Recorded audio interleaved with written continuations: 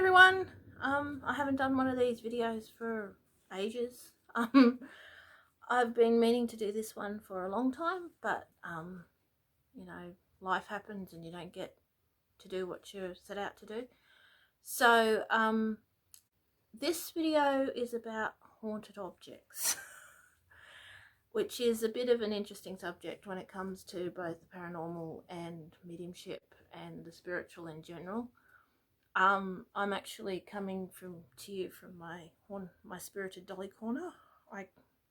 The start of the last lockdown, I started collecting dolls as something, just something to do really, while we couldn't go anywhere. What I didn't realise was me being particularly spiritually connected. The dolls I was actually buying had either residual energy or a spiritual attachment. So the majority of the dolls that I have either have one of the other. So I've probably got 9, maybe 10 dolls that have a very strong attachment, and I probably have the majority of the other ones either have a residual energy of different strengths, or sometimes you feel something, sometimes you see something, and sometimes there's that whole spiritual echo that plays out in a movie when it comes to residual energy. So how does an object become spiritually connected or haunted? I have a few that have very strong connections to spirit. It tends to happen when there's an emotional investment into the object. People love cars, they collect stamps, they collect books, jewelry, anything that a person loves or person puts in emotional energy into it, whether it's negative energy or positive energy, or whether it's the energy of control and this is mine and you can't have it, or whether it's the energy of love and the object was adored by a child, whether it was the energy of loss and grief and it was given to you by someone who you lost and it was treasured that way. There has to be an element of emotional energy for something to have any sort of spiritual connection, whether it's residual or the actual attachment. I have dolls that have very strong attachments to the point where the spirit comes and goes. So the spirit isn't actually in the object. It's connected, if you like, by an energetic bungee cord. So it creates an emotional cord to an object, and wherever that object goes, that particular spirit has access. So it comes and checks on its, if it's a doll that the person has loved since they were a child, then it has automatic access to check on that. Not every spiritually connected object is negative. Some are misunderstood. They may appear to affect the living, and that may be seen as a negative thing, but it's not necessarily a negative thing. It may be the way that spirit communicates. So I have, like I said, probably 9, I think, that have a strong spiritual connection. Chrissy, which you can just see up in the corner here, this little lady, she has the connection to her of the previous owner. I have quite a few dolls from the same collection from that lady that had passed. They were all saved from a skip bin by a lovely lady who runs a second-hand store, and I bought pretty much the majority of the collection, and the owner of that particular collection of dolls drops in, especially when I'm doing up other dolls and I'm restoring other dolls, which is something else I do. So this one up here, Chrissy, she's probably got, come here Chrissy, here she is, there we go. So this is Chrissy. She's a 1972 baby Chrissy doll. Her hair actually, she's actually got a, if I pull her dress up, excuse me, lovey. She's got a string, a pull string in the back, in her back, if you see it. And her hair actually grows and shrinks. So anyone who's from, you know, the 1960s, 1970s would know the Chrissy dolls. So this part here, this long part here, actually sucks into her head when you pull the string. And she's actually in fairly good nick for her age, really. The baby Chrissy dolls were based on a 9-month-old baby. So this was particularly one of the favourites of the lady I know was Susan, because she's the lady that used to own them. And Susan will pop in and watch as I'm doing up other dolls, because she loved her dolls. She's got a nice face. She loved her dolls. So yeah, Susan pops in when I'm cleaning up other dolls. So that's Chrissy. It's a bit of a flower child, that one. I also have other little ones that have, there's a few that have got interesting sort of connections to them. I've posted on both my Dolly page and on a few other pages about, I'll just get her up. This is Eve. She's smiling away there. There we go. I've actually posted about her on quite a few pages. Eve is a three-faced, I've even done a video on Eve. Eve is a three-faced 1980s doll, 1980s hobby doll. So she was one that was done when making, sorry about that, Evie's up to her old tricks. She's deciding to play with the camera. So this is Evie. I'll pop her up on a bit higher so you can see her. Evie's a three-faced 1980s porcelain doll. Her head's porcelain, her hands are porcelain, but the rest of her is cloth. So her head, she has 3 faces, and I've recently fixed the damage in her neck, so her head turns a little bit better. So she has 3 faces, and they give off a certain vibe to people. There's a smiley face. So Eve's life wasn't the best on earth. Eve is the spirit of a young girl who had mental health issues. So emotionally, she's not the most stable spirit. She's not stable at all, really. Her emotions tend to affect other people. They tend to, people tend to find her a little bit scary. I've done a whole video on Eve, so I think I'll repost that at some stage. So there she is over there with her dolly, because she likes her dolly. So that's Evie.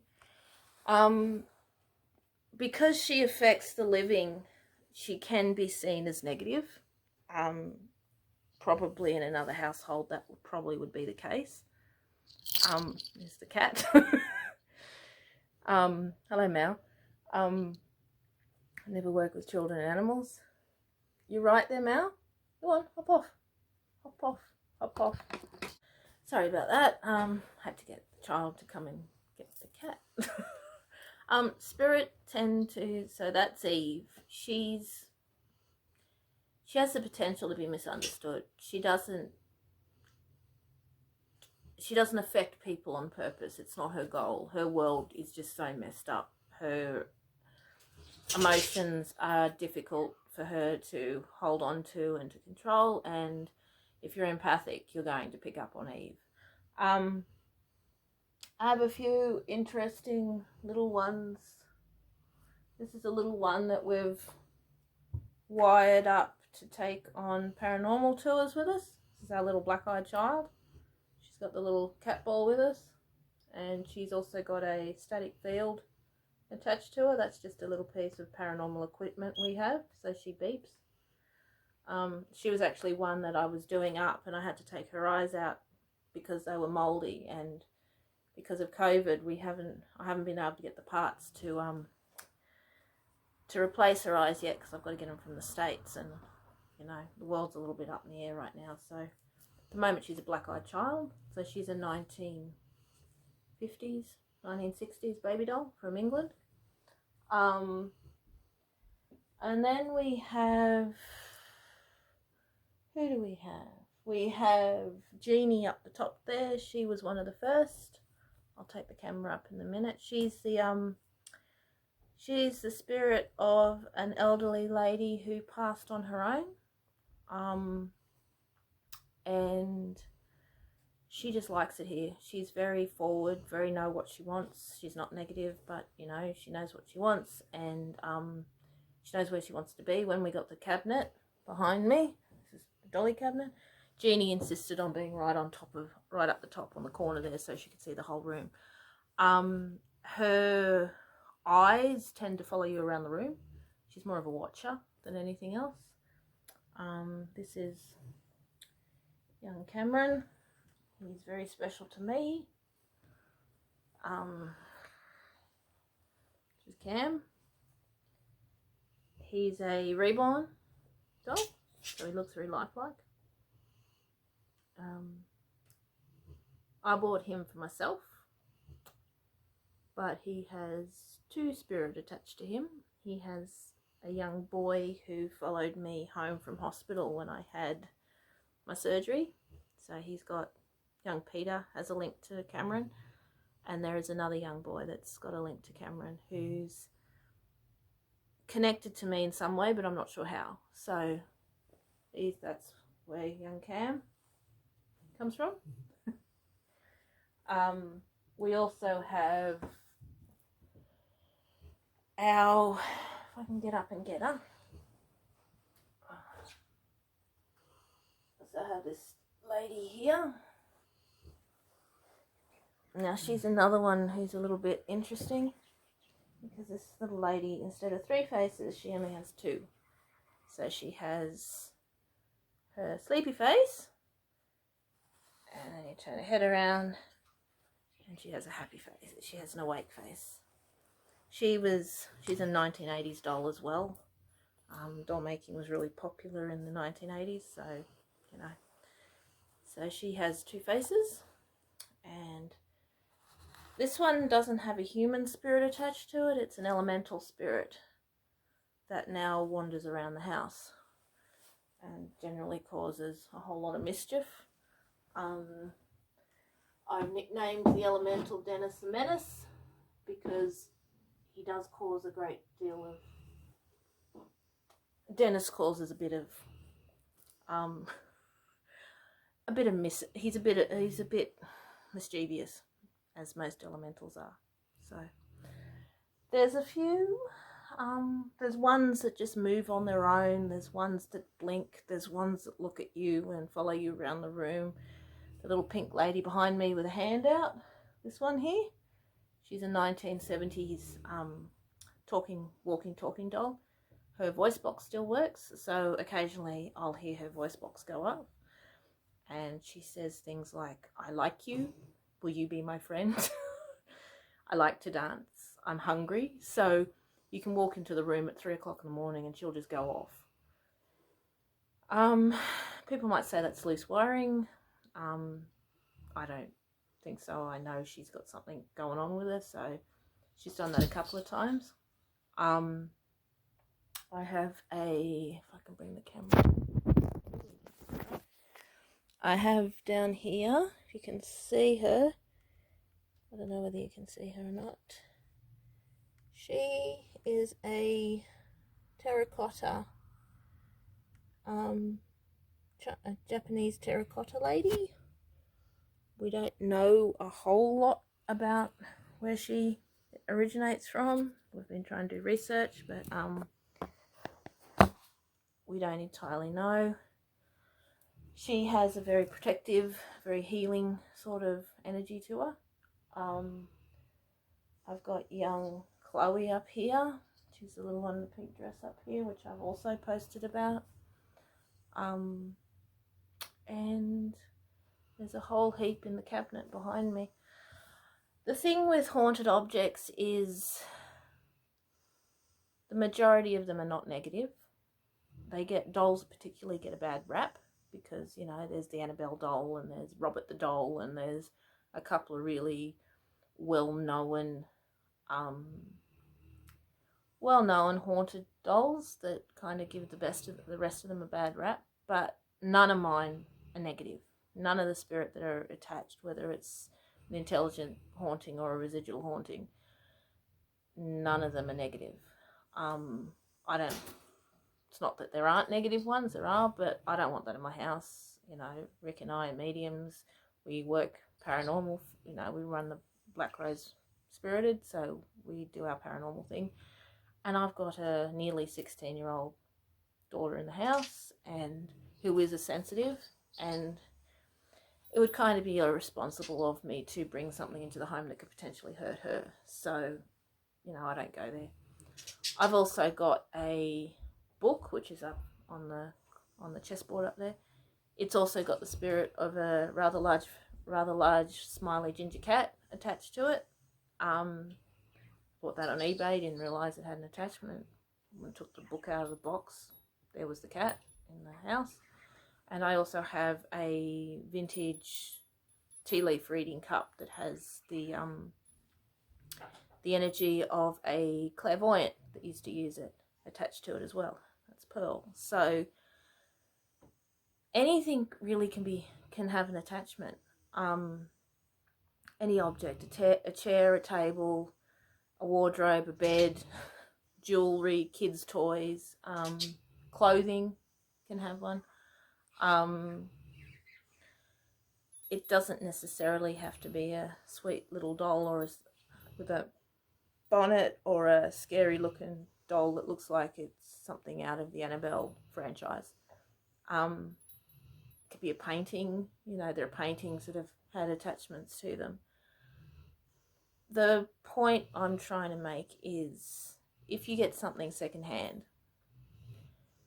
either smudge it before you bring it into the house if you don't want to deal with that, or if it does feel a bit off, you know, if you are picking up on something, if it feels a little bit interesting, if it gives you chills or the hairs on the back of your neck stand up on whatever, there's one of two things. It's either got an attachment, and that attachment, whatever the spirit is dropping in and out because it's not actually in the object. It's got that energetic bungee cord. Or it's just a residual energy. If you smudge it and it feels better and that feeling goes away, it's residual. If you smudge it and the feeling doesn't go away, it's probably a spiritual attachment. It's probably got someone who owned it, loved it, possessed it, not possessed as in demonic possessed, but possessed as in owned it, who can't give it up. And then you either have to find out who it is or get someone to find out who it is and what the go is with it. If they're not negative, smudging it won't get rid of it. If it's not a negative energy, smudging doesn't get rid of negative energy. Smudging clears the energy, but if it's not a negative, if it's a child, if it's a elderly lady, if it's someone with good intent, then smudging won't get rid of it. You will need to find out who it is, and if you're happy to have some resident spirited house guests as we are, then you can live with it. If not, you can find a medium or someone on that spiritual front who can help the spirit move on and figure out why it's connected. The one that I have that's very interesting is the little lady in the cradle behind me, and I will pick her up. this is baby Aurora. Sorry, sweetheart. Baby Aurora. She's a sleepy doll. Once again, one of those 1980s homemade dolls. So, this is baby Aurora. I called her Aurora after Sleeping Beauty because that's the name of the princess in Sleeping Beauty. Aurora's got two attachments. One that has crossed over and one that hasn't. Aurora's story is probably one of the most, it's probably one of the saddest I've come up against. Aurora was the baby and there was a house fire and the baby died. Not from the fire, but as a result of the smoke. And Aurora's mother was so traumatized by the loss of the baby that she created an emotional link to the doll,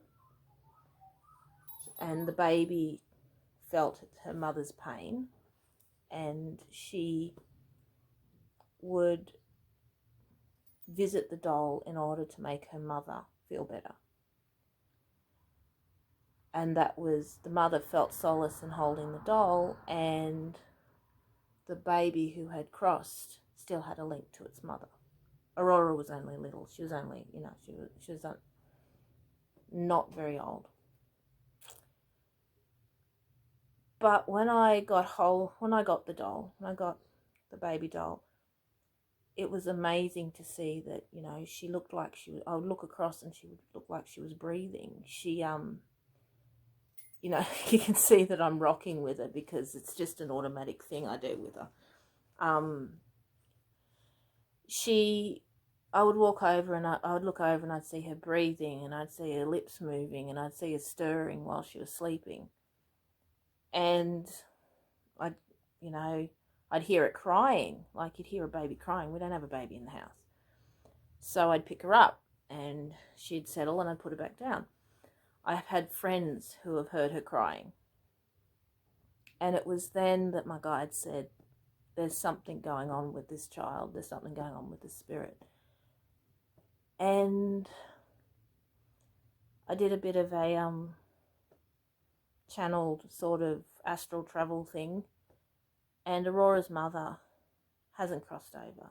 Well, she did cross over, but she is somewhere between here and there. She crossed over, but then she was brought back. So she she died, she crossed over, and then the doctors brought her back, and her mother is in some kind of limbo, whether she's on life support or she's in a coma or she's had a stroke and she's in a state that she can't get out of physically. She's alive, but she's not alive. So this little one has two connections, because she has the baby that's looking for its mother, but she also has the mother who hasn't crossed over looking for her child. So there are two links, two cords, if you like, to the one object. And when the mother crosses over, both will dissolve and it'll just be residual energy. So little baby Aurora, I don't get her up out of the cot. She's got a cradle. She lies in a cradle, which I got for her, with a blanket over her, so her and her mother can have that link through the doll.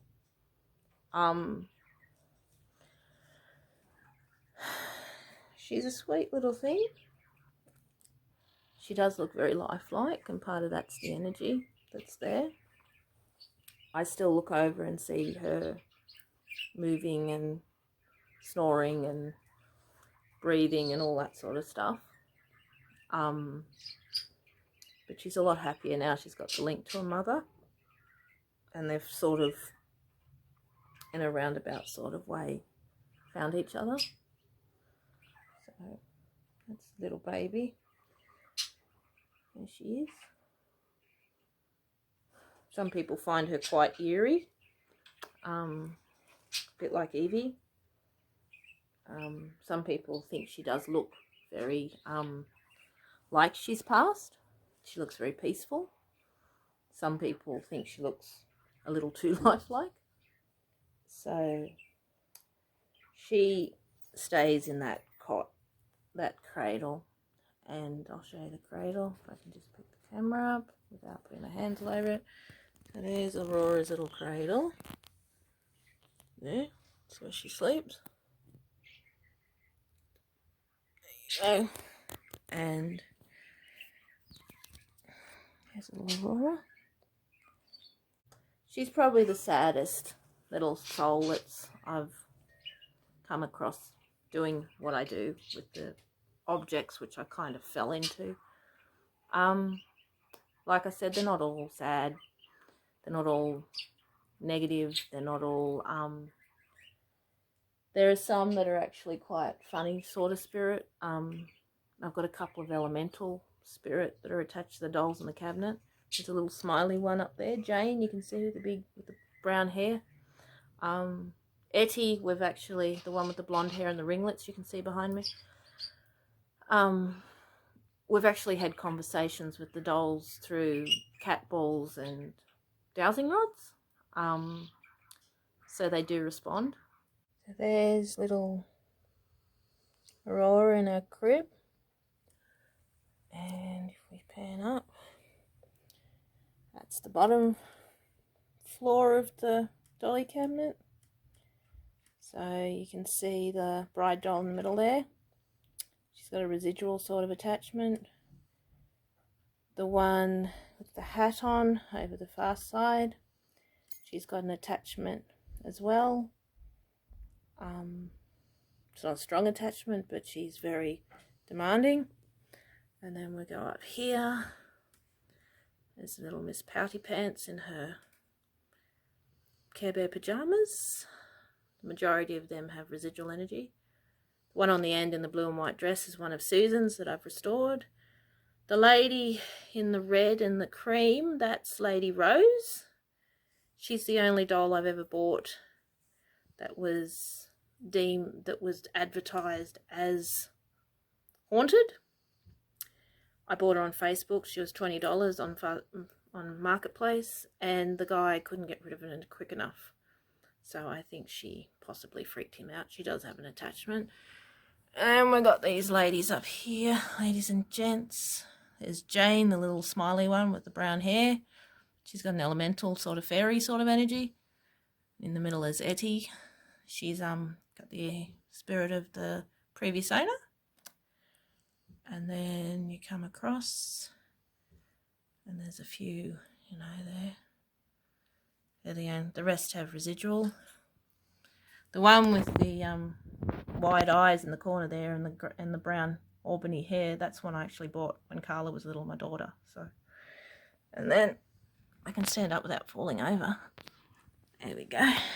So there we got the elementals up in there, and then up the top there's a few more. That one at the back there that looks like she's been in the wars, she's actually from 1918, so she's actually from the First World War. So they all have their own stories to tell. We just pan into the corner here. There's the pink lady. And if I push her tummy, she will, where's the button? She talks. I like you. Will you be my friend? I like to dance. Will you play with me? I'm hungry. Hi. And her hand wasn't there like that last night, so she's obviously moved. A couple of sleepy dolls. This little one with the beanie, she's actually an animatronic doll that is an interactive one. She's a more common, more modern one. And then we come down to here, there's Cricket. She's one of Susan's dolls. And we've got Elspeth, who's a Scottish lass, along with Baby. baby's eyes and Elspeth's eyes tend to move. We got my Chinese lady, who's quite large, as you can see. One on the end there is actually an Indian doll that's used to teach young girls how to tie their saris. And as you can see, I'm not clever enough to put the sari on, so I'm still working on that. Then we've got the twins, Kath and Kim, and young Chrissy, young Chloe, who I've written about, and then there's Dennis's doll, the elemental. So, and there's a young little one on the. She's a little one that I am restoring, and under her is the book that the cat is attached to that I was telling you about.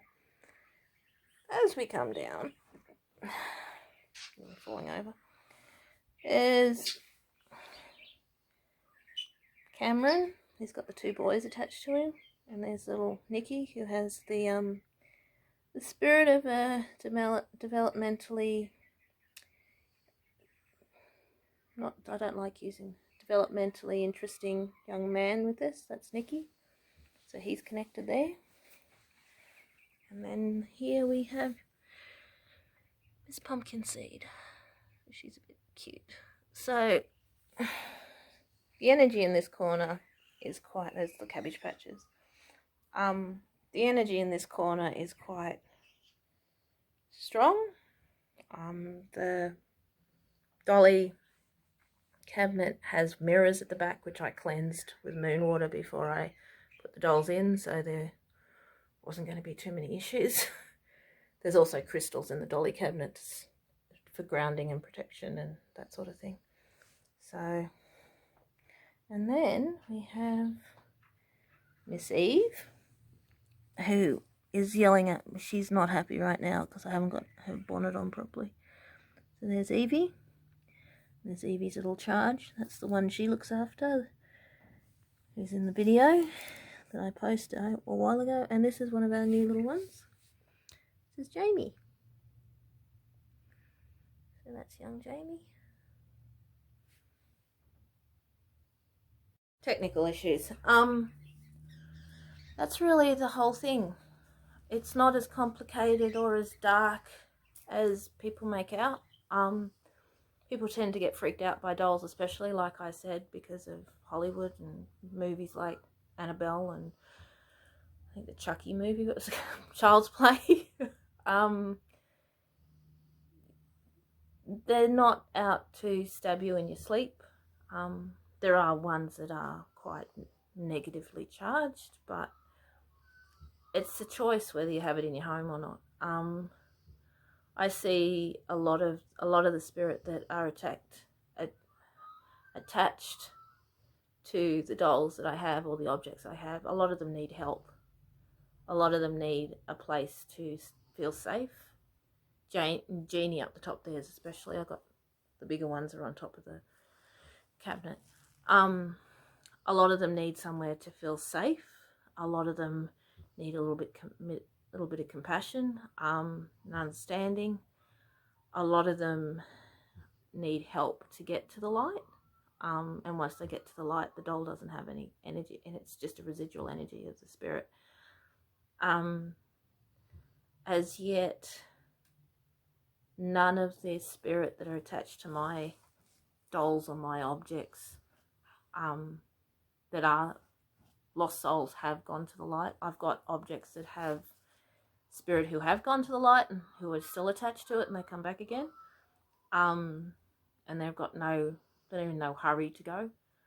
And then I've got ones like little Aurora that I showed you, and Eve, and little Chloe, who Chloe has the spirit of a 11-year-old girl who passed due to childhood cancer, and she needs a little bit of help to get to where she needs to be.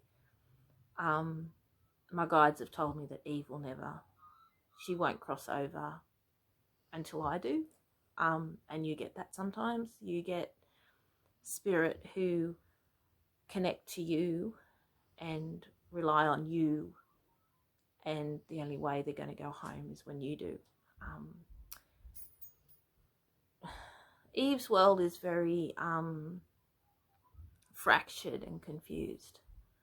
When I connect to Eve, it's a world of being institutionalized and being treated for whatever mental health issues she had. I think it to me it feels like a bipolar schizophrenia sort of combination. She's up and down like a yo-yo. She doesn't her reality is very fractured. Even in spirit, it's fractured. And my guides have told me that when I cross over, she will come with me, and that's how she'll get home, because she doesn't understand, and it will take the rest of my lifetime for her to understand, which for some people sounds a bit scary, I suppose, having a spirit connect to you that way. But depends how you look at it. I had a conversation with Rick, and I said to him, it's like I have to look after Eve. And Rick said, it's like having a child with special needs, a disabled child. You're responsible for that soul. And that's how I feel. I'm responsible for Eve. I'm responsible for little Aurora and her mum finding each other. I'm responsible for young Chloe getting home. That's my job. I see a lot of people who buy and sell their haunted objects, and there are so many sites on Facebook and Etsy and eBay that sell haunted dolls, and they're usually the 1980s mass-produced dolls, because I guess people feel if it's porcelain then it's old, and it's got age, and therefore it, can have a spirit from, the 1900s attached to it if it was made in 1980. And it is entirely possible, but knowing a bit about the history of dolls and what dolls are from what era kind of helps a little bit to figure out where the spirit has connected to the doll. Like I said, the earliest, I've got one doll that's from the 1980s. I've got dolls from the 1980s. I've got dolls from the 1990s. I've got dolls from the 50s. I've got one from the 40s. And I've got one from 1918, and she's German, and she's from Germany. She's made in Germany. Just around the time of World War One. She's probably the oldest one I have. And the newest is probably the little animatronic one that I bought on Facebook I think I bought it for $50 or something. And we actually got her to take out in the field with us as well. So that's my take on it. It's not all, running down the hallway away from the doll who's got a knife trying to knife you to death in the middle of the night. It's not like Annabelle, the Annabelle movies or the Conjuring movies. They're not all out to get you. Some of the spirit that come with the dolls, they're quite sweet souls. They're quite gentle people, and they are people. They're not, and that's how I look at it. They are people. And for whatever reason, they've hung on to that particular object, whether it's because they loved it, whether it was the only friend they had, whether it was because someone gave it to them with love and it was given to them with love, so therefore they had love, whether it was something they treasured because of the monetary value. For whatever reason, they connected themselves to that object. Dolls get a bad rap, like I said, because, there are voodoo dolls and there's witchcraft, and witchcraft uses dolls, and that's a whole different kettle of fish. Witches use dolls in all sorts of ways, and it's not always negative. But they are people, and they choose me, I feel. I don't feel I choose them. they choose me. There's a reason why all the souls are here in this corner. There's a reason why Eve is here and Aurora's asleep in there, and there's a reason why young Jamie here, who's the most recent one that turned up the other day, is young Jamie.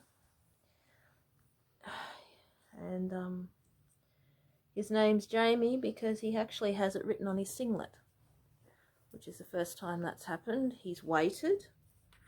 He feels like a baby. He's quite heavy. And young Jamie has a little spirit with him who I feel is a miscarriage, a child who'd been miscarried, a child from a loss. And to me, Jamie is either he or a she name, and he's dressed in green, so it's not he's not here nor there. So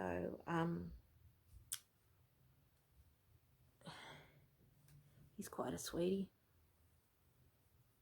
Just so one of the things I wanted to make a point is I've found a lot of the dolls that do have attachments are the handmade dolls, the dolls that were the hobby dolls, the ones that were made in classes or given to people as gifts, or you know, if someone has a baby, you give them a doll. That was generally what the go was.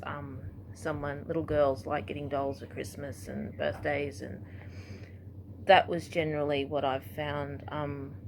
I do have a doll in the cabinet that was mine when I was like 10. She's still in there.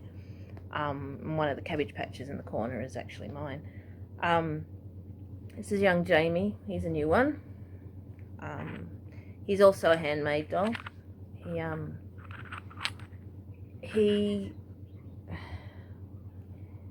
He's a bit of a sad sort of soul, I think. From what I can pick up from him, he's a doll that was given as a therapy to help a woman who had lost a child.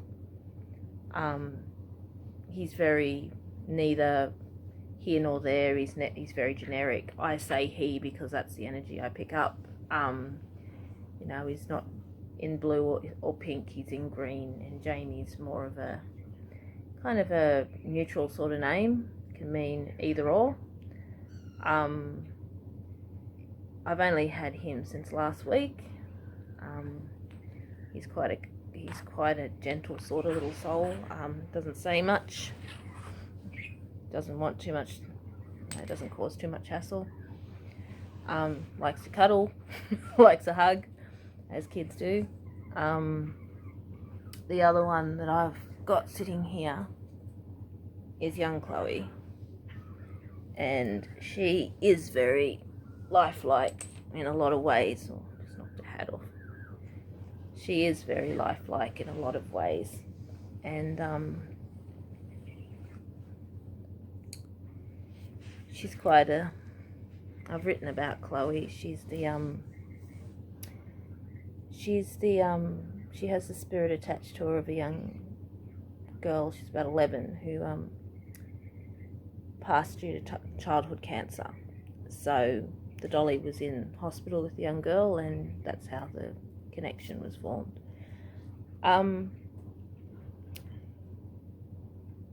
So there you have it. Haunted objects, haunted dolls. They're not all out to hurt and kill you and stab you in your sleep. The majority of them, in my experience, need some kind of help. They need some kind of company. They get something from the living they didn't get while they were alive. Whether it's company, whether it's security, whether it's understanding, whether it's in some aspects care and compassion. And they're all things when a spirit is crossing over, they need that. And if they don't have that, they can't cross over. They can't go into the light because they're holding on to very human emotional baggage. So I hope that helped. I hope it clarified a few things. I hope you got something out of it. I hope you enjoyed seeing my little collection and the souls that are connected to them. And I'll do another video soon.